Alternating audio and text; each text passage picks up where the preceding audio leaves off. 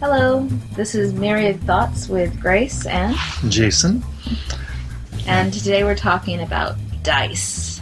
Yes, dice. Yes. The one collectible that unites all gamers. Yeah, I think Will Wheaton is currently testing the theory that you can never have enough. A lot of people are testing that theory.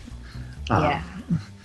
I know lots of gamers who are mad about collecting dice. I remember on the way to Gen Con one year, we actually were sitting across from somebody who apparently has like a dice collection, Right. and he tries to get basically every single collectible dice, and he has a little museum that he has set up. Right. But we're not talking about collecting dice this time. We're talking about why do we use them, and also, in the game, who decides if you succeed? Is it the dice or the GM or the rules or Or the players. the players? And what are the benefits and detractions from each of those? Right. The main purpose, of dice is to add that extra bit of randomness to a game. Yeah, And so also- it seems more like real life. Right. The idea is that rolling that die means it's not that the GM is killing your character or something like that. Rolling that saving throw means maybe I succeed, maybe I fail, I don't know. It adds that extra level of tension to the game. Yeah, that's true. But at the same time, the dice do introduce this randomness, and sometimes that randomness is not the ideal randomness that you want. Doesn't seem fair in some cases. Right. Maybe you really should have beaten that kobold, but you just kept rolling ones. Mm-hmm. Yeah. Leading towards nicknames as, the Botch King. Yes. Yeah. I've known several of those. Or at the same time, someone who might roll botches during fighting, when they fight kobolds, might roll natural 20s when they are cooking something. Yes. Leading to wonderful, honey glazed dire bat wings and... That guy had a lot of good recipes. Yeah, really great. Mm-hmm. So let's get back to that question of who decides if you succeed. Is it the dice? Is it the GM? Or is it the rules? And to a certain extent, it really depends on what the rules are. Mm-hmm. There are games that don't have dice. There's a game called Amber Diceless Role-Playing, which you don't use dice. And everything is decided by the character's stats and the GM. Mm-hmm. There are other games that, the GM should be standing far away from making those sort of decisions, and everything goes to a die. And things in between. Mm-hmm. And so the game system you choose really decides what that balance is between the GM making the decisions about the game versus the dice. And there are also games where the players have a significant input. Well, and I think that there are systems that can definitely be heavy dice-based or heavy rules-based or heavy GM-based, but how it gets played is something that the GM and the characters kind of agree on based off their playing style. I've heard of some games where, the GM doesn't really know the system well, and things get decided with dice. And if that works well for the gamers and the players, that's fine. I tend to like games where the GM has a little bit more control and therefore can, intercede if people are just, botching like crazy or being totally, totally awesome in a way that starts to make everybody else feel like, well, what's the point in me doing anything? They're just going to take care of everything. It's not going to be fun anymore. So I think that there has to be a balance, and I think that balance is determined by the mixture of GM and players. Right. Even beyond the system itself. Right. Yeah. No. Even for a given system, the balance between randomness and GM decisions depends on the particular gaming group. There are games and or house rules that introduce elements to tilt the balance. Mm-hmm. I was once playing with a group that used the idea of hero points. Mm-hmm. where a character would earn hero points regularly for doing cool stuff or leveling up, and they could use them to roll a natural 20 or re-roll a die or things like that. And so that lets the players both stave off, getting killed by the dice. Yeah. And also to adjust the story. Right. I've recently been playing in a game of Apocalypse World, which is an interesting system and a fairly simple probabilistic system where you roll 2d6 and that's how things are determined. And I've been trying to figure out whether I like it necessarily, just as far as what decides if I succeed, because, in, say, later D&D, when you're high enough level, you are succeeding basically all the time. Right. And to some extent, it's awesome for a while and then it gets boring, is what I've heard, because I've never actually been able to play up to level 20. But level 20 D&D is not actually... It basically boils down to you either succeed or you fail. Right. And you really don't have much choice at high levels of... it's like you if you have a weak point, you will fail at that. Mm-hmm. Because the difficulties are just so high. Well, what I was trying to get around to is the idea is, do we want, do you want, whenever you ask for a dice roll, should there be a possibility of really, really badly failing, and what percentage of the time should that be happening? Mm.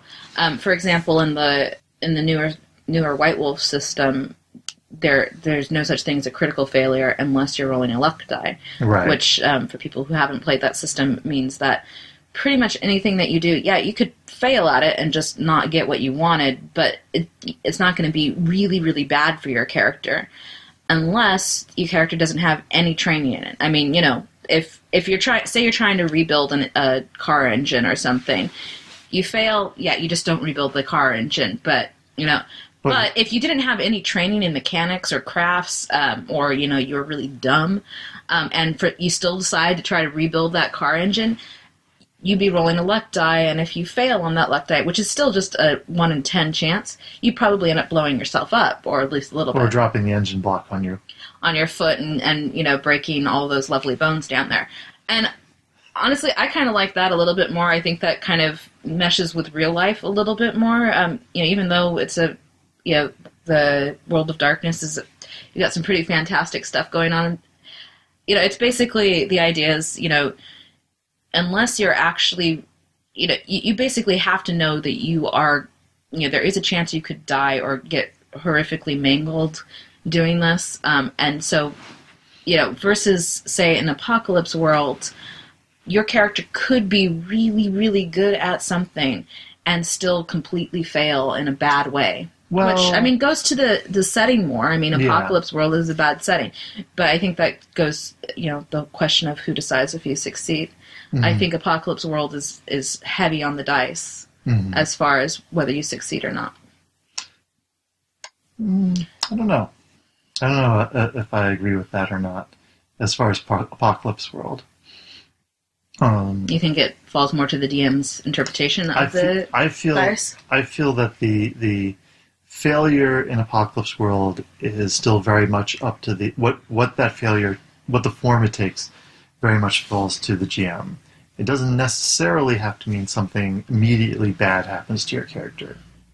It can just move the story forward. And that's the point. That the dice should lead to the story moving forward. What's really bad is dice rolls where you fail and nothing happens. Where you fail to build a car engine. Well, you just try it again, or you fail to open the door. There's nothing you can do. There's failure or success should really lead the story to go further. Otherwise, why are you bothering to roll the dice? If you're just it should both options should have interesting outcomes. Okay. So some people say that the dice give the DM plausible deniability. And I think that comes from, the old school D&D with the DM hiding behind the dice screen and, shake, shake, shake. Ha! You die. Do you trust that? Well, I think it's less... I've never actually... Okay, I've almost never encountered situations where the GM will fudge the dice to kill the players. To kill the players. Almost never. Not since high school.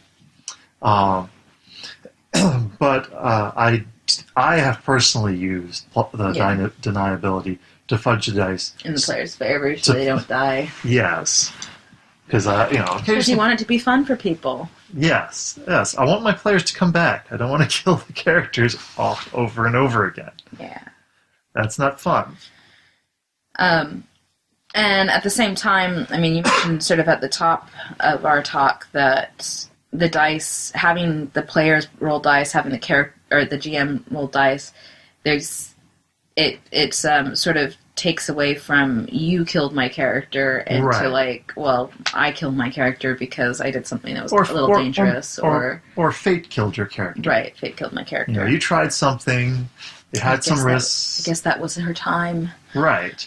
The die rolls and you had the certain chance of success or failure, and that's what came up. Mm-hmm. It puts a little step between the character's action and the GM's response, and what actually happens. Mm-hmm. But there are games where you don't do that, where you don't have the dice as that barrier, and it's kind of interesting. I ran a Amber game, which is completely diceless, and it was interesting to run the game where I was making all the choices, really, of what happened. Mm-hmm. The players would set up the situation, and especially in Amber, where you're playing a sort of godlike figure who can rearrange worlds, and find whatever they want in the world. If they want to bring a tank to battle, they can go and find themselves a tank. It's not a huge issue. And so it was interesting to have these sort of sometimes bizarre combinations of challenges, and trying to figure out, what is a likely result of that. You've got characters who could face off against 100 Olympic class fencers and come out unscathed. So how does that character deal with facing off against a T-Rex or something, Mm-hmm. And T-Rexes aren't very good fencers. I mean, they have very small hands. Right. Little baby hands. Right. It's kind of sad. Yes. So it was interesting. I feel in that game I really didn't have a lot of problems with doing that. I had a group that really trusted me, and we trusted each other. And I feel that in most cases, everyone was pretty happy with the results that came out of that. As a player in that game, I was a little bit at sea, I felt, because one thing about rolling your own dice is that you get to see the result, and you might not know exactly whether you're 100% failing or not, but you definitely know a difference between failing horribly and succeeding greatly, just like you would in real life. And also when you're going up against another player, in a regular system where people's stats are a little bit more out in the open, even if it's just with role playing, they role play as a really strong fighter type, okay, right. I guess with the Amber, I had a hard time knowing where my standing was and knowing what I could do. To some extent, it was just a new system, and I didn't really know what my character could do. So it was frustrating for me to some extent. Mm. But did you feel like the DM deciding things was a real issue, or was it more just not knowing where you stood relative to the other characters? Well, it was that I didn't necessarily know whether I was succeeding or failing. Ah, I see. Yeah. Okay. All right. Well, so a mixed result there. So let's move on. Since we've talked about diceless systems, let's talk about what sort of different dice systems there are out there. Because there's a lot. There's a lot of different types. So, I mean, the system that we most use these days are die pools. You know, like White Wolf or 7th Sea, you have a number of dice to roll. Well, that's a slightly different thing because you have a dice pool and you keep a certain number. I mean, it's a version of it. Right, it's a version of it. And then, of course, you have... Well, and the other thing with difference... You have... Do you count the number of successes on individual dice, or do you add up the dice to a set number? Right. Like with Apocalypse World, you add up your 2 d6s and check that. And 7th Sea, you add up the numbers on your kept dice and check that.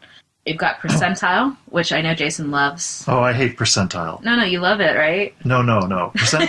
Percentile dice systems are my least favorite dice system.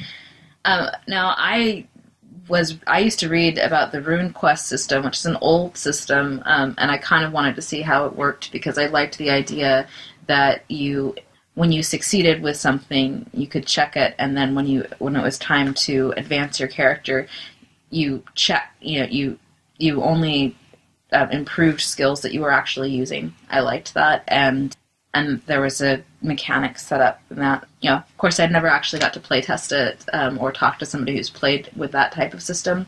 So I did play a percentile system. I played Palladium a little bit. And that was really frustrating because we were new players. I remember having to climb a huge portcullis to get into a city. And, basically we had to make, I think, 5 or 6 checks on percentile dice. And, I was playing the monk character. I had a really good climb, but I was a starting character. I had, 20% in climb or something. So I had to make, 6 successful checks. That's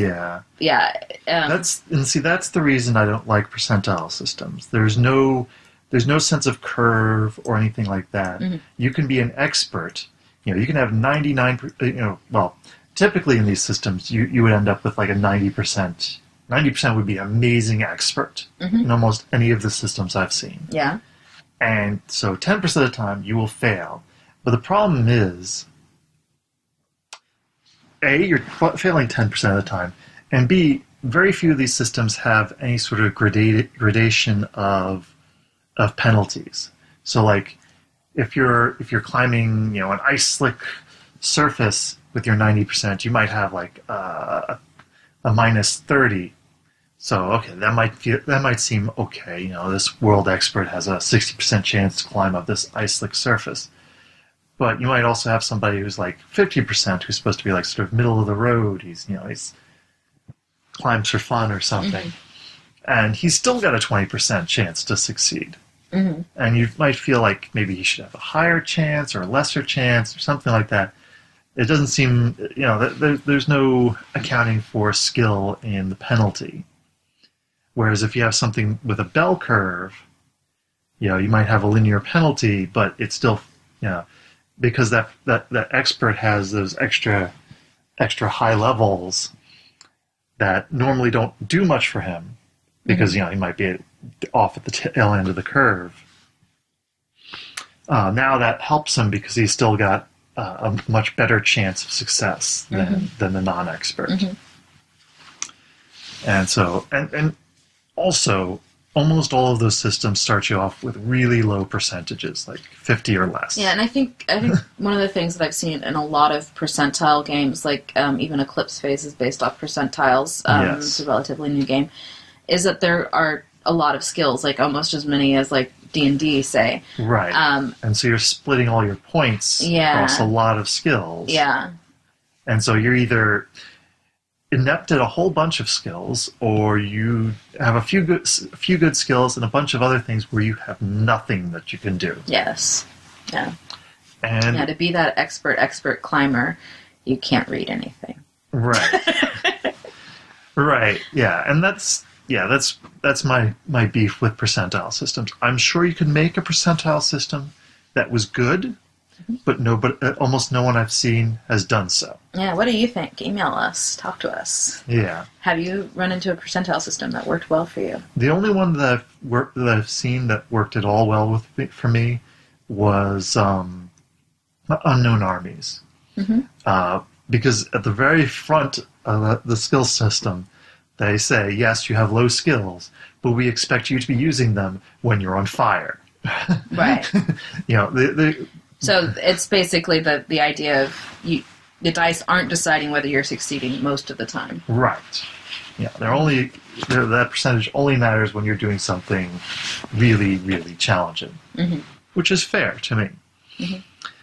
Plus, it's also pegged for characters who are less experts at, martial arts or whatever. They're just more like pegged for ordinary people. Right, but like in a system like that, the climber would actually get to use their full 90% because that is really amazing. Oh my god, that is pretty amazing. Especially with that system, but they don't have to have any negatives because that is sort of the only time they would be making that roll. Right.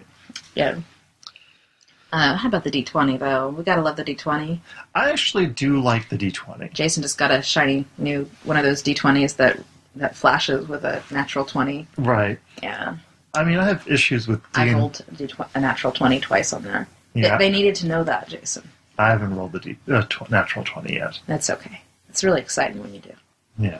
I actually have become less enthused about D&D in general, but I feel like the D20 mechanic is a perfectly legitimate mechanic. Probably why it's so popular. I mean, there's so many games now that are using that, especially after like 3.5 came out. Right. Yeah.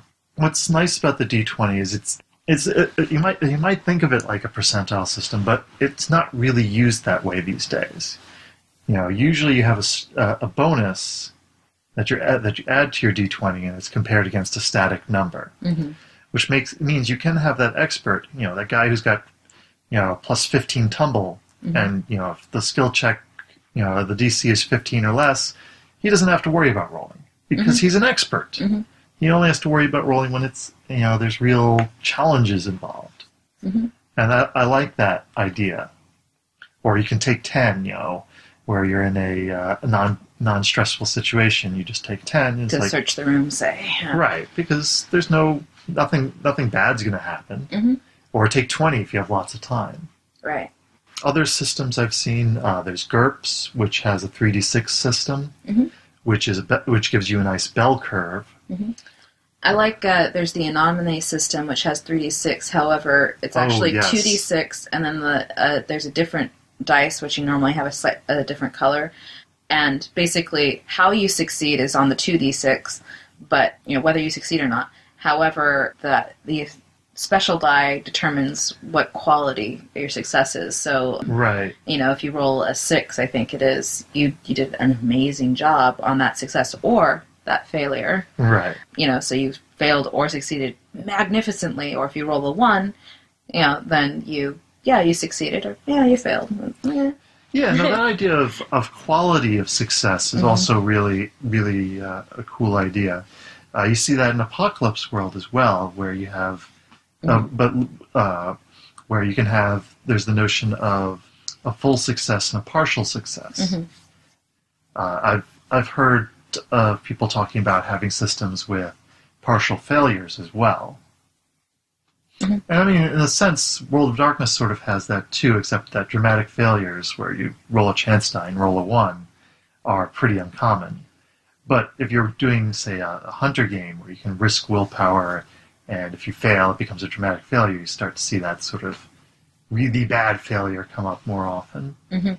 I think there's a slight difference between, like, the Anomaly system and... oh, yes. And that because they're the it's roll, separate. Yeah, that basically whether you succeed is randomized as well, which I don't necessarily think that that's a good thing for all systems to institute, but it's an interesting idea.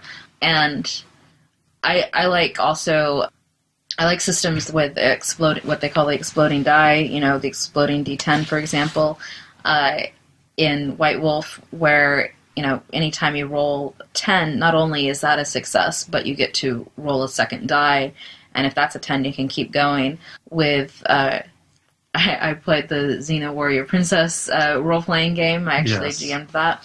And that was a D6 with an exploding 6 die, which was actually very, very fitting for the setting, because the setting itself was, Xena's very epic, so you should occasionally have epic successes, even for really ridiculous things. I mean, I'm imagining, there's an episode of Xena where she beats people up with fish, So if you're going to have a setting that allows for that, then you need to have a setting where people can be epically amazing at mundane things. Right. So, let's see. Other dice mechanics.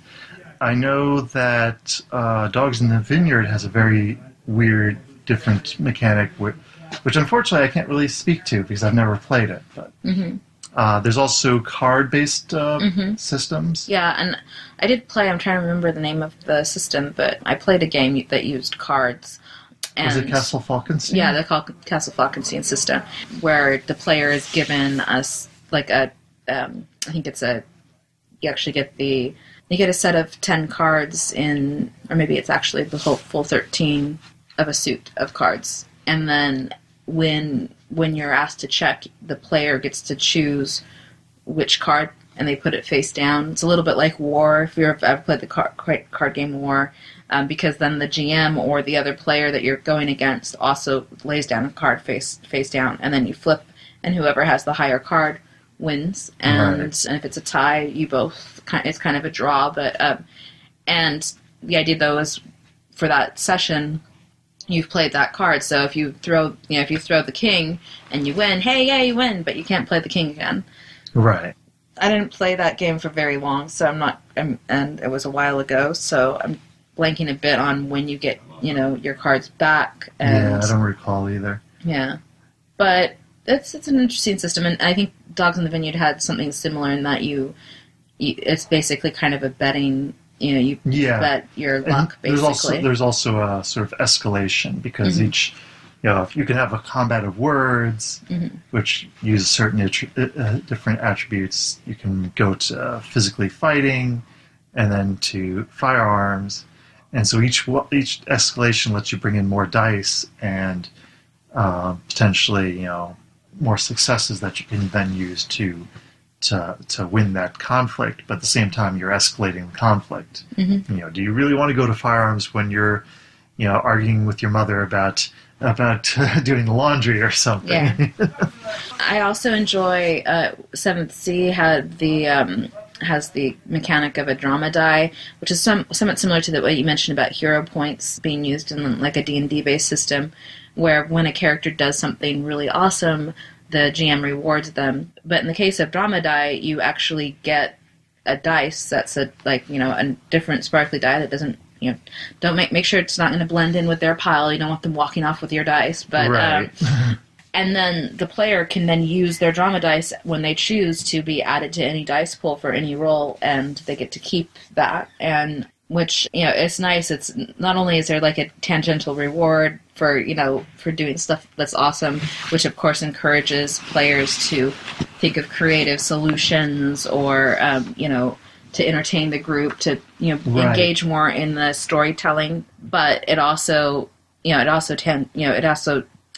gives them a actual reward that then they can use later on.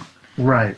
Yeah. No, there's a bunch of games that have things like that. Things like fate points or hero points, or force points back in the old Star Wars game, where you have these points that can be spent to alter the die mechanic. Maybe get a natural 20, or in the case of force points, I believe you could double your dice pool. And so those allowed you to sort of tilt the odds at crucial points, or keep yourself alive. One interesting thing was in Mutants and Masterminds, hero points could be used to do things like basically have a new power.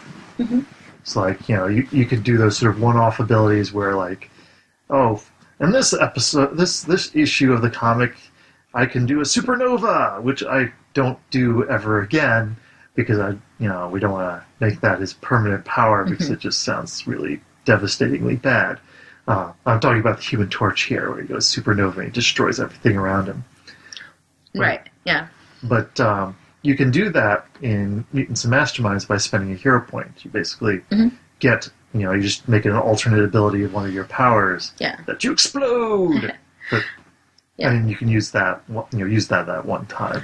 Well, and I like when tilting the odds are introduced. I think it needs to be, like you said, it needs to fit the system. Like, I like the idea that, if you're dealing with Mutants and Masterminds, it's comic based. It goes along with some of the continuity creativity that you see in comics, with, a power that's never been seen before or again. Or you can also use it for things like adjusting the plot. Right. Like, or there's that band of wolves out in the woods that I can use my animal control on or something. Right. Or, the D&D game with the hero points that we've played in, there were set things that the GM had decided hero points could be used on. The reason I like the drama dice is that they were made to be used a lot more than, say, like the hero points. I mean, the hero points were at the end of each session there was a vote for most valuable player, basically, or know, and they would that player would get awarded a hero point. But in Seventh Seas, it's entirely possible if you've got a lot of, if you've got the game, the role players really into it, and they're swinging off chandeliers and doing backflips, or driving people into the sea, or so, crazy, awesome, heroic things in the swashbuckling system of Seventh Seas.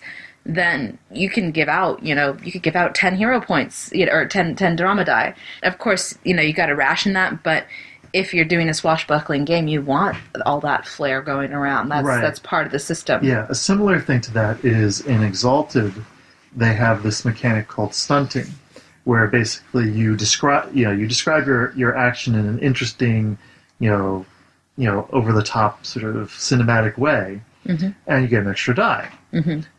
Or if you do that same thing, but you incorporate some aspect of the scenery, you get 2 extra die. And if it's really, really damn cool, and everyone agrees, then you get 3 extra die. Right. And so it encourages you to really be descriptive and interesting in how you're acting.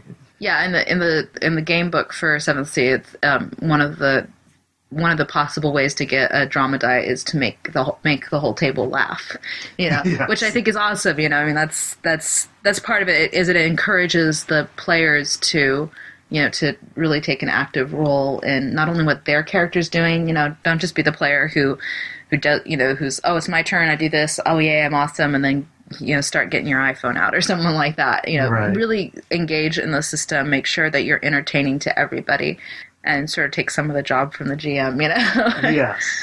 So, what else is there to say about dice and the role of randomness? There's so much that can be said about dice. But I think dice are an interesting part of role-playing. I don't know that they really need to be as often used as they are. Yeah. But the idea of dice as being sort of this little bit of randomness in the system is a nice aspect to it. Yeah, and I will say there's been a couple times, I enjoy role-playing, and I enjoy, taking on that persona of a character, and, I've heard some people say that dice get rolled more in combat versus, say, a social game or a social, scene of a game. But there have been times when I've been playing a really social character and I've come into the game and maybe I was just taking my finals, or I had a really bad day and my character is supposed to be giving a big speech to like a whole bunch of really powerful NPCs and it's an important thing, and for the life of me I can't come up with something. Right. And I try and I stumble, but it's really frustrating because you're not really being honest to your character. And in some ways, I enjoy dice being there as sort of a slight crutch, but and it shouldn't be used all the time. But I enjoy playing with GMs who will let me, at least on occasion, say, this is what I want to say, and this is what I want to convey, and this is what I try to do. I just can't role play it right now. I'm sorry.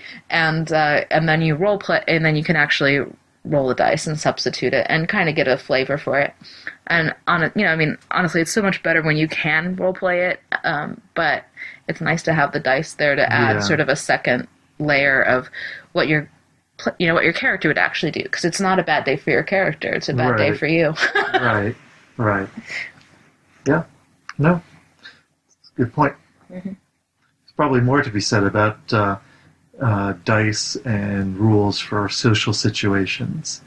Yeah, I know you've looked into some of the newer indie games, looking at like social combat and such. But maybe we can talk about that at a later time on Myriad Plots. You've been listening to Myriad Plots with Grace and Jason. Yes. Thank you so much. Yeah, and if you have thoughts on dice and their role in games, please let us know. Mm-hmm. And maybe we'll revisit this topic. And if you would like to send us one of your awesome dice, you can. No, you don't have to send us anything. No, I have plenty of dice. I'm not a dice collector. But thanks anyway. Yeah, thanks for the thought. All right, bye. Bye. Thank you for listening to our show. Please visit our website at noordinaryobsession.com, where you'll find show notes from this and other podcasts, along with our blog and Twitter feed. This has been a production of No Ordinary Media, all material copyright unless otherwise noted. As always, be kind to us and subscribe to our feeds. Good night.